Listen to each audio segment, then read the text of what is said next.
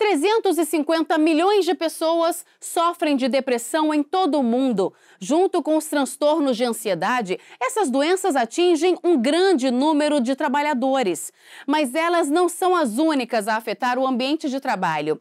Para se ter uma ideia, os transtornos mentais são a terceira causa de afastamento do trabalho no Brasil. Na reportagem especial de hoje, saiba o que a Justiça Trabalhista vem fazendo para combater os transtornos mentais no ambiente laboral.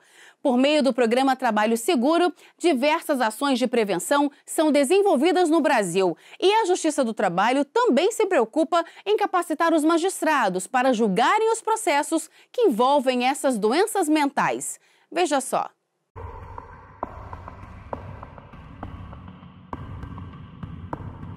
Mônica sabe bem como é conviver com a ansiedade. Na adolescência, teve que lidar com a síndrome do pânico, que a fez ficar sem trabalhar por um período. Atualmente, ela é professora da Rede Pública de Ensino do Distrito Federal e ainda sofre com os transtornos de ansiedade, além da depressão. A gente teve o estresse da greve, né? E logo depois a gente tinha que voltar a trabalhar. E eu sabia que ia ser muito estressante a questão de fechar diário, avaliações, que a gente teria que trabalhar sábados e tudo mais. E isso gerou uma ansiedade muito grande, né? E aí eu percebi que eu estava muito triste, muito ansiosa e com muito medo de trabalhar, voltar a trabalhar. E eu comecei a ficar muito estressada com isso, comecei a desenvolver problemas físicos mesmo, né? Reações físicas.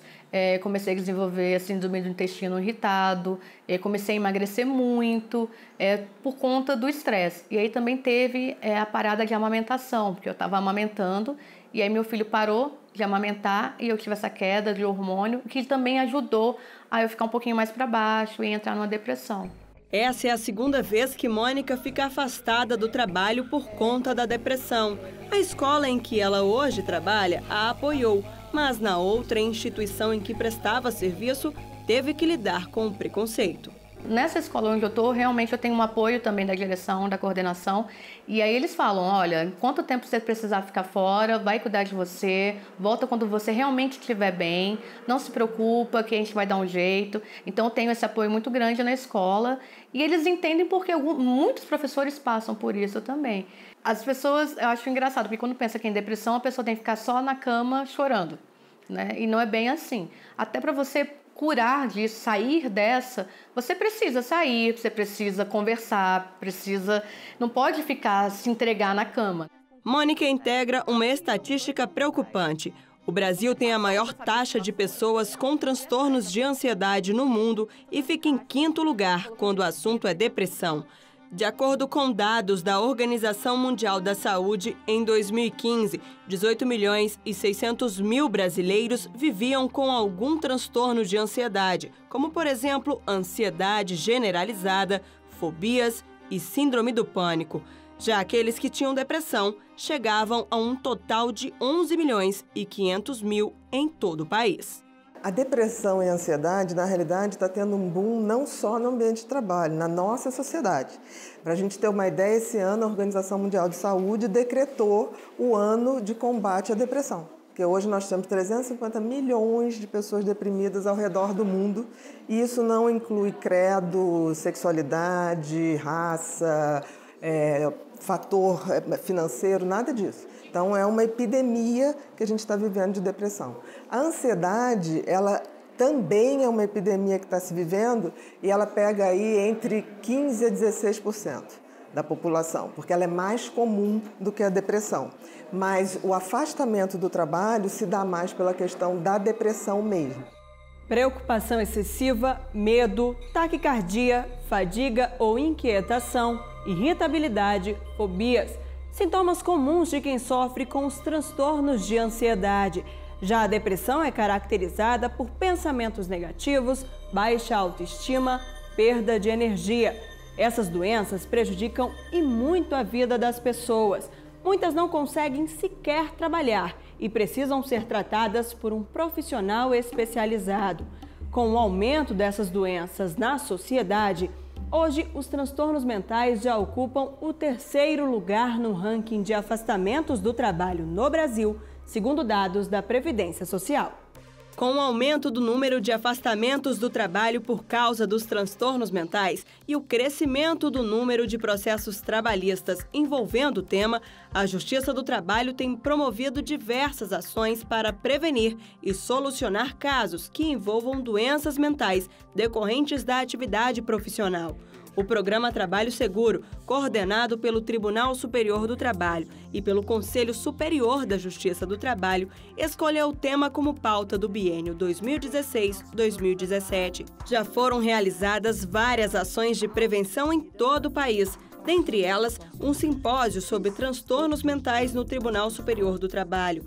Além disso, a Justiça do Trabalho também se preocupa em capacitar os juízes, não só na preparação do julgamento dos processos, mas também na conscientização de todos sobre a necessidade de se manter um ambiente de trabalho saudável e sadio, mostrando a necessidade de se ter uma prevenção de possíveis transtornos mentais causados pelo trabalho. O ambiente de trabalho nada mais é do que um reflexo da sociedade que a gente está vivendo. Se a gente for ver, a gente trabalha em média, entre idas e vindas de trabalho, 12 a 14 horas por dia. Se a gente dorme 6, está sobrando muito pouco para o resto. E, geralmente, esses ambientes de trabalho nunca foram tão competitivos, nunca foram tão hostis em termos de competitividade entre as pessoas. E se a gente for ver isso, a gente vai ver que as pessoas estão adoecendo porque é normal. O cérebro aguenta um ano e meio, 3 anos no máximo, de um estresse prolongado. O que é o estresse prolongado? É aquele que é todo dia de insatisfação, de coisas que você vai empurrando. Ao final disso, ele vai adoecer.